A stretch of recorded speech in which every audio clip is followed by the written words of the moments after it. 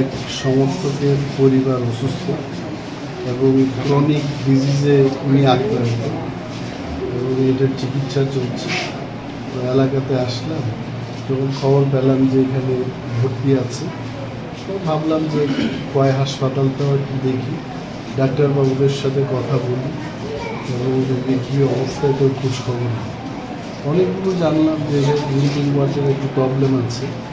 আমি বললাম যে সচিব কিরণ পেজির সাথে কথা বললাম, টুকটাক ওনাদের যা সমস্যা আছে তো শুনি।